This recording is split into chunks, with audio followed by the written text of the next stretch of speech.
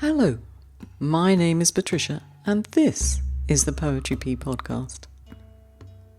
It's that time of year again. What time, I can hear you asking? Well, it's time to put together my nominations for a variety of awards. Touchstone, Pushcart, Red Moon Anthology, for example. It's one of my favourite times because it's always a treat to tell people the good news that I'm nominating them. And I think it's also a great way to honour those poets that I'm nominating by reading the pieces they've written. So today we're going to hear the Haibun that are being nominated. Soon I'll read you the haiku, but we still have one more submission period left for haiku, which ends on the 15th of November. So if you're listening in real time, do get a wiggle on. If I don't have your poems, they can't be considered for the nominations. I also want to give you a quick reminder of the video prompt for Poetry Pea. It's on our YouTube channel. It's another chance to have your poem featured on the podcast and to be considered for nomination. Do leave your poems in the comments, please. And just so you know, there will be no video prompt in December. And in more news, there's now a Poetry Pea WhatsApp channel. The link's going to be in the show notes. It would be great if you could join us. Just in case you're worried, I don't get to see your telephone number, but you will get to see our latest news. So today I'm going to start with a haibun that I can't put forward for an award, because it came from the submission period in which I required haiku by other poets to be included in your haibun.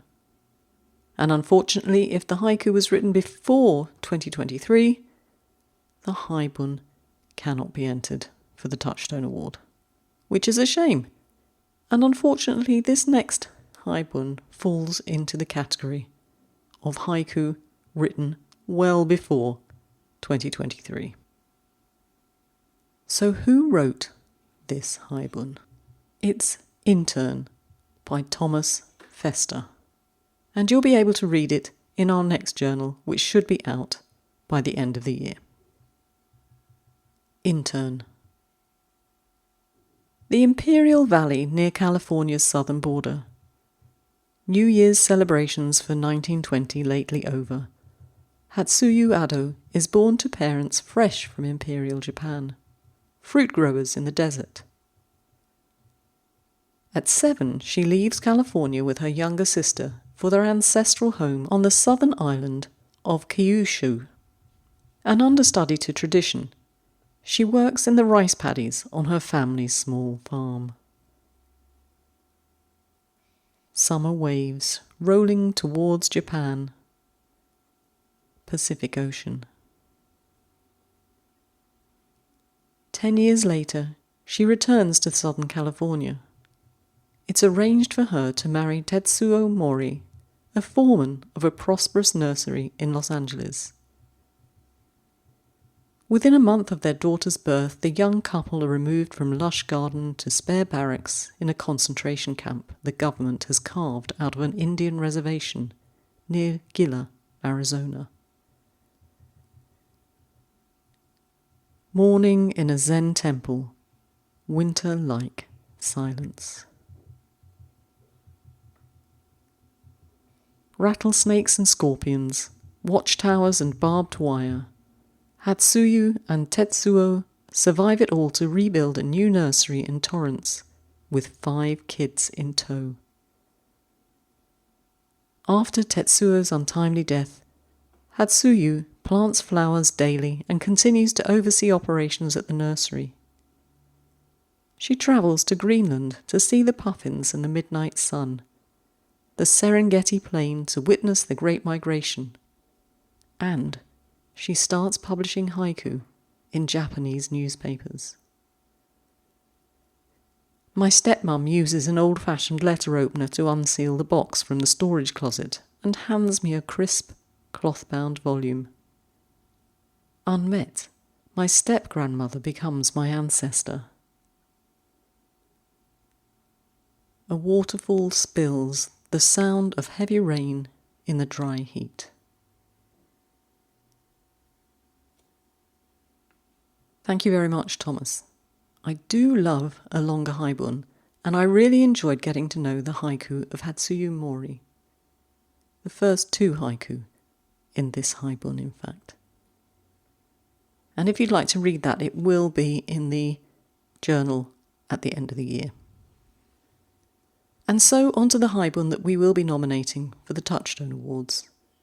And they all come from Poetry Pea's first journal of 2023. The first one is Tower of Souls by Edward Cody Huddleston. Every time I see it, it gets taller, or I get closer. Light flows into it from all directions, pulling me closer, an inverted lighthouse. There are runes on the walls that spell the names of childhood dogs, and classmates, and grandparents. If a person is a collage of everyone they've met, it must follow that we're all at least a little dead inside. Vultures sit sentinel on spires, watching me. I'm still too rare for them. I walk around the tower, cursing it in languages I don't speak. A personal Tower of Babel. There's no door, no other obvious entrance. You just have to wait for the light to take you, preferably by leaving your soul under your pillow like a baby tooth. Today I am the moth. Low winter sun.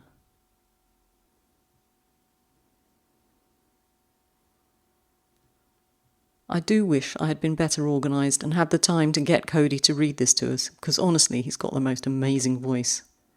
Perhaps he'll be persuaded to come onto the podcast next year and read to us.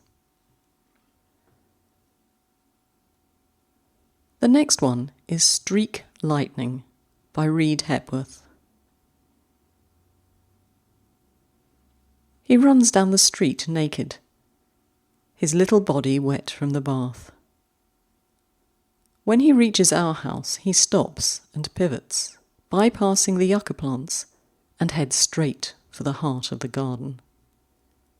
The newly bloomed daffodils. When he is done, only one flower remains upright. Swan Song. Before the whipping, a taste of freedom. Thank you, Reed. And incidentally, Reed has given us the video prompt for this month, November 2023. You'll find it, as I said, on the Poetry Pea YouTube channel. It's absolutely gorgeous. Warnings by Maureen Kingston. After Memorial Day, there's a numbing predictability to the violations she enters into the citation database. Driving under the influence. Fender benders at the rec centre. Bike versus car. Car versus ditch mower. An endless stream of tickets issued for low-watt amusements. Booming car trunks. Mailbox beheadings. Public urination. The complex traffic catastrophes she craves won't return until Labour Day weekend. High noon. Bright yellow caution tape. The 7th of the 7th, 1985. And the 7th of the 7th, 2022. Date of birth and date of infraction blur together on her intake screen. Has she accidentally repeated month and day? She rolls her neck, stretches, then rechecks the original ticket. No errors. Most likely a case of the birthday heebie-jeebies. The 10 days surrounding birth dates increase the prospect of a person committing minor offences. Speeding, failing to yield, running red lights. She's reported the phenomenon to her supervisor. He didn't know what to do about it, but thought it was an interesting discovery. Heat shimmer. Sound and picture out of sync.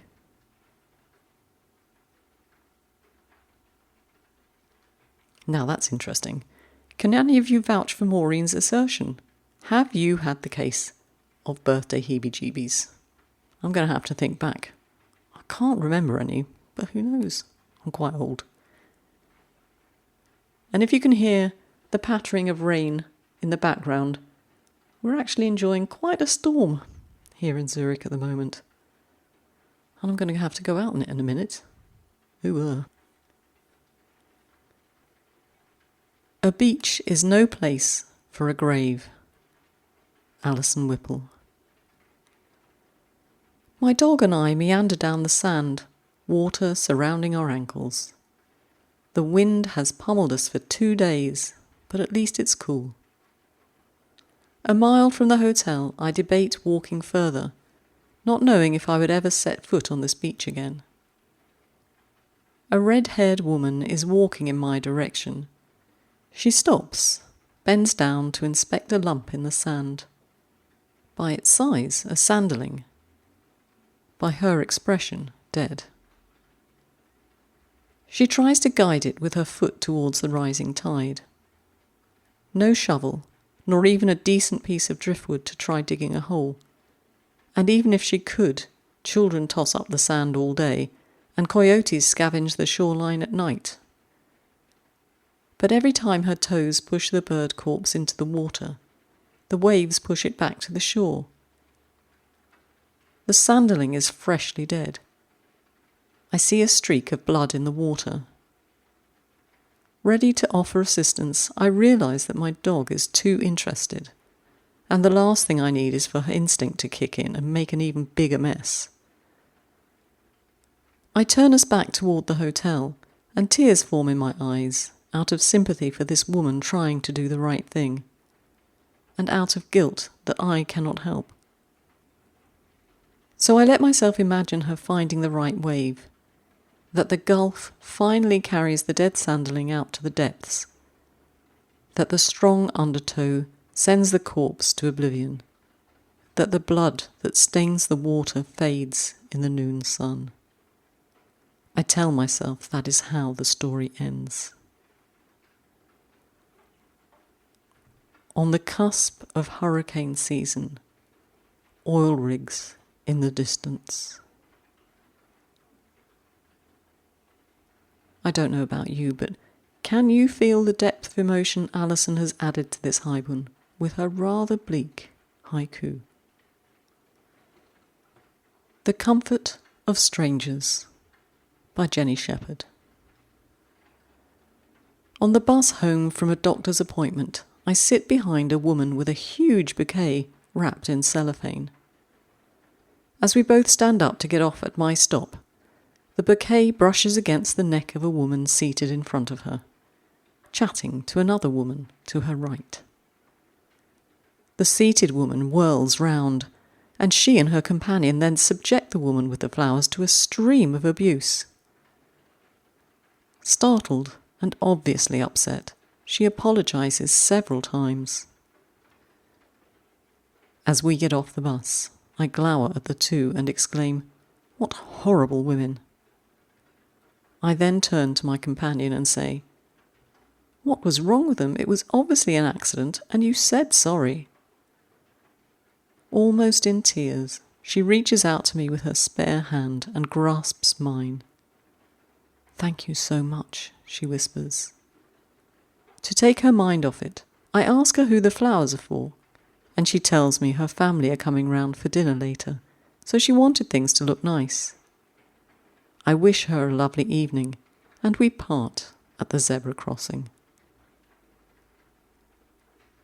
River Thames, floating autumn leaves, touch for a moment.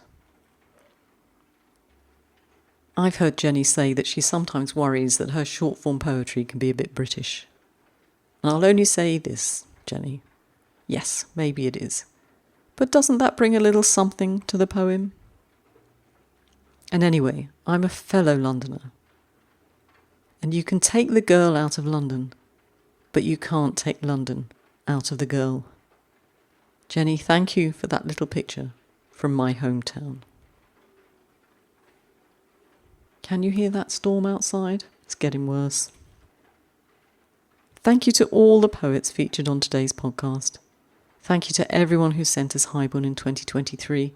I hope you're all on the mailing list because there are going to be some changes to the submission reading periods next year and exciting news on the journal front. Those of you on the mailing list will get the news first. And of course, only poets on the mailing list get invited to submit to the Flash Coup. And there will be more invitation-only opportunities in 2024. Make sure you don't miss out. Thank you for joining me. Thank you for helping me to make this Poetry Pea podcast the #1 haiku podcast globally. I'm so very grateful to you for that and for your company. I'll see you next week for more poetry, but until then, keep writing. And don't forget to go to the show notes and follow the link to join Poetry Pea on WhatsApp.